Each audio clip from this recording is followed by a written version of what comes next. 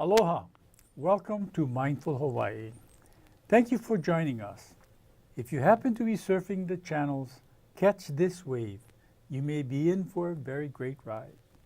Each month on this show, we bring to you interesting people and stories from the front lines of the mindfulness movement. Mindful Hawaii is also an organization supporting and connecting individuals, organizations, and communities in pursuing mindful ways of being and living. Today, I'm pleased to welcome our guest, Nami Barden.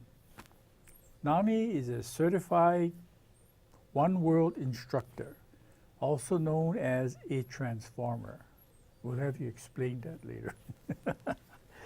But before we get into the history and foundations of One World Academy and what Nami does as a transformer, let's get to know more about Nami and her journey to where she is today. Nami, you were born in Japan. It's a long way from Hawaii. Can you briefly tell us about your journey that led you to Hawaii? Of course. Thank you for having me today.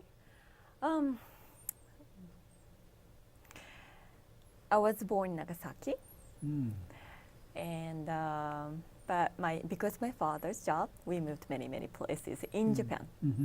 When I was 17, that's the first time that I went to abroad, which was in Monaco. And then after that, I went to Paris for the training of ballet. So I was a ballet dancer. I wanted to be a professional ballet dancer. And then pursuing my dreams, and I decided to stop ballet when I was 20. Came back to Japan, and I decided to go to college in the United States. And I went to the mainland and graduated from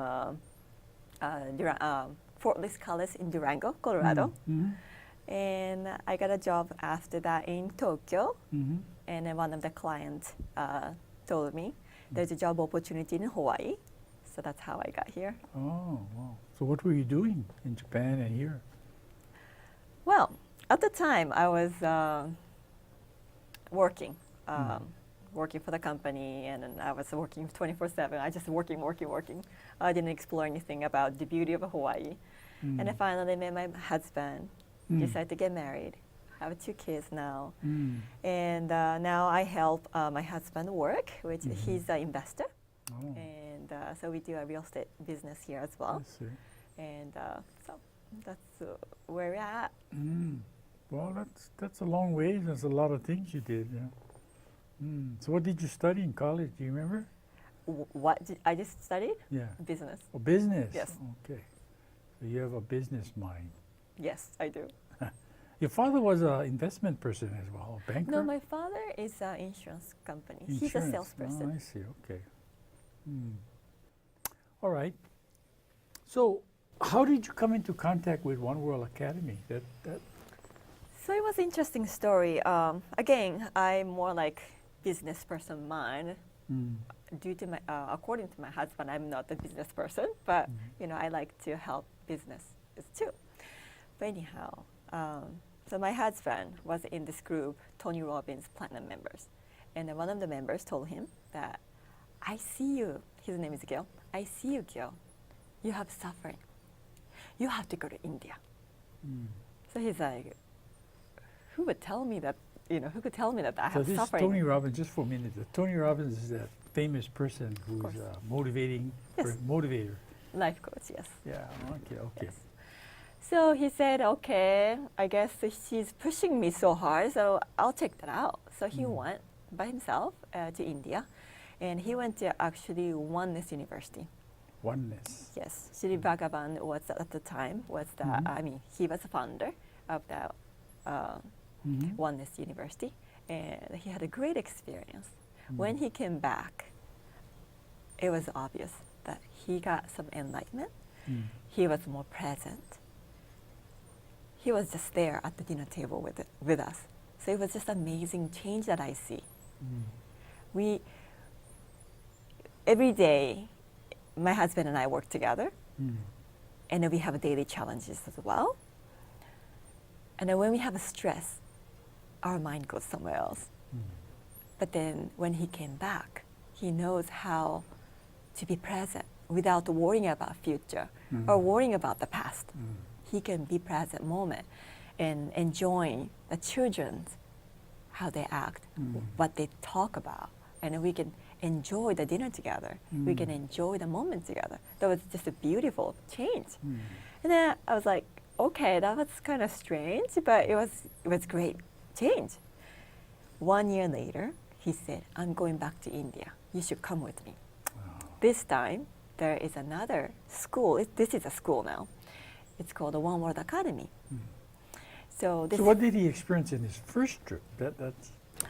What did he go through? That you have to ask my husband. Oh, Okay? It's not my experience. He had a profound experience at the oneness. And he found out the many things that he forgot about, but he found out that it was somewhere in him that it, rebelled, and he found out that's okay. So that was a really great experience that he had, several experiences. And so this time we went to One World Academy, which is the founder is a Krishnanaji and a Pritaji. Krishnanaji is a son of the Sri Bhagavan. He is a founder of the oneness. So oneness is a father's institution, and One World Academy is the son. He made that institution. So this One World Academy, is a non-denominational wisdom and a meditation school that teaches the people the consciousness and then how to live in a joyful and enlightenment and a peaceful life along the way to achieve something. I see. So I went there, and then the first couple of days, I never done meditation, so I was like kind of skeptical about everything. But about the third day, that's when I noticed I see some changes in me. When I went outside, everything looks so beautiful. As if right now seems like I'm putting glasses of the monochrome glass or sunglasses that where everything looks like a monochrome. But then when I had experience, everything was slowed down and it was so bright in color. It was such a beauty that I didn't know it existed. Or it was there, but I never seen it before. So I thought that was great. And also they gave us a gift of wisdom, which I use it now every day. I see. So, but it happened to you on the third day when you became aware of all the beautiful colors and all that. So tell me what happened leading up to that moment. They have a lecture that teaches us about the wisdom, how to change your state of being from suffering states to beautiful state. When you have a challenge in life, we tend to go into the suffering state of being, which is that you sometimes feel angry, you sometimes feel mad, angry, sad, fearful, depressed, jealous, very jealousy, grief. All those events will bring you so much emotion to it. For those things we call suffering state of being. Anything other than that, it's going to be a beautiful state of being. So they teach that there are only two states of being that we can live, either beautiful state of being or suffering state of being. And they'll tell you how to bring yourself back to the beautiful state of being. So does meditation play a role in that? Yes. Meditation is the major role that they play in terms of putting the attendees to set the body into, I don't know how to say, prepare the body so that they can observe the wisdom. And also they can meditate. That way they can go into yourself to look at the inner self, inner state of being. So they use the meditation. There's different kinds of meditation practice that they do, and also they do have process. It's called a process, but they have a different process that they do, including the heart breathing exercises, and there's specific things for the specific wisdom that they teach. So what are some of the different kinds of meditation? The major one that I can teach is that the Great Soul Sync meditation. And if Great you Soul Sync. Yes, Great Soul Sync meditation. SYNC. SOY soul, right? SOUL. Yeah, soul. Sync is SYNC. Okay. Soul Sync. Soul Sync. Soul Sync meditation. Sounds If you type in on YouTube or anything, it shows up that right now a lot of people all over the world use it.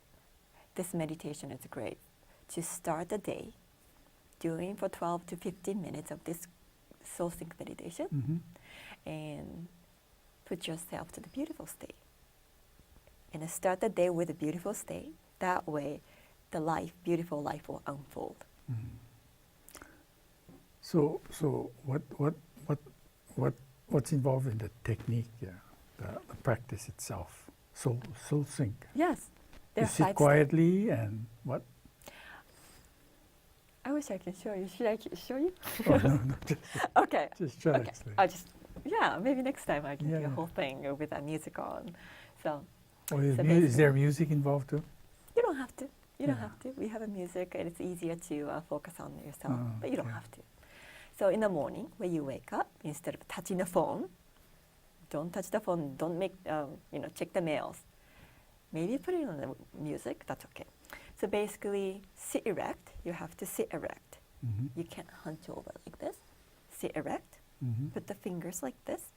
And then putting on the thigh. You can crisscross the leg or either just sitting on the chairs. Either way is fine, as long as you have a straight back. And there are 5 steps to it. And the first step is there is a 8 count. 8 count. 8 count of breathing, and very slowly you would start.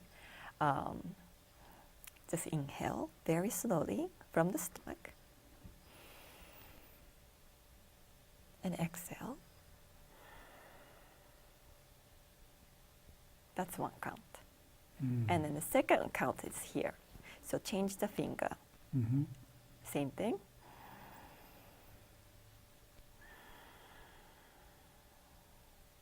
That's second. And the same thing, third and the fourth.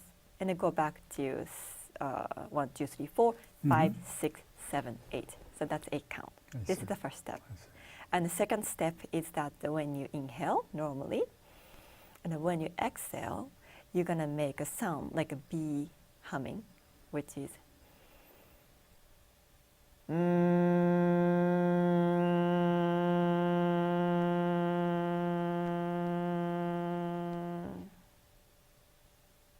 that's 1. And the same things, inhale, and then make a sound. That's the second count. Do the same things, 8 counts with the fingers. And then you gotta make sure that when you do that, you're gonna have to make sure that you are vibrating your brain. And There's a sound causes or helps. Yes, you can do like this. You have to make sure that it vibrates whole brain. So that way there's a pineal gland that releases nitric oxygen through the nose. That way relaxes the whole body. So that way you can go to the deeper level of consciousness. So that's the second step. And the third step, again, the same 8 counts. You're going to inhale. And then between the inhalation and exhalation, there's a pause between. So there's a pause. So you're going to observe the pause. You don't have to hold the breath. Just observe the point, just a tiny point, and then release. Same things. First, 1, 2, 3, 4, 5, 6, 7, 8 count. And the fourth step is that when you inhale, and then when you exhale, that's when you're gonna say internally, aham. That means I am the consciousness. So basically internally say it either aham or I am. 8 counts again. I see. And the fifth step, Now, no longer, you don't need to do the counting anymore. Just the thumb and index finger connection. Place on the thigh, and relax. Then you are imagining you're one with the consciousness. Everything else around you is one with you. And from that point, you're gonna imagine and feel the heartfelt desire that you have in your life. So if you have somebody who is ill, who wanted the person to be better, instead of thinking about the person, so sorry about the person, imagine that person is already feeling great and living the joyous state. And that's how you do the synchronicity. I see. So, Feel the synchronicity. What does it involve now? it's more like there are two benefits in this soul sync meditation. One is that you can start the day with a beautiful state of being. After that, you'll feel that you are centered, you are peaceful, you're a beautiful state of being, so that you can start the day, right? Another one is that synchronicity, law of attraction. So you have a heartfelt desire in the life. You have something that wanted to happen. You wanted to do better at work. You wanted something happens in your life. You wanted to live better life. Then you imagine those things as if you feel as if it's already happening. I see. It's the best way. So what were the other types of meditation you guys do? I mean, there's a detox meditation. Detox. Sometimes it's a brain detox meditation. Sometimes mind detox meditation. Sometimes it's a sacred love meditation, depending on what we teach as a wisdom. And then we have a meditation along with that. Oh, detox. Interesting. First time I heard of detox meditation. It's an experience. Actually, I have one more session at the San Yoga Hawaii, actually this weekend. And also I'm invited to have a speech and a meditation course at the Unity Church in July 10th. That's up in Montserrat, yeah? Yes. Okay. Yes. I see. So any other types of meditation that's taught to you? Of course, we have several. Oh, okay. So what is the mission or the goal of One World Academy? Is it? It is that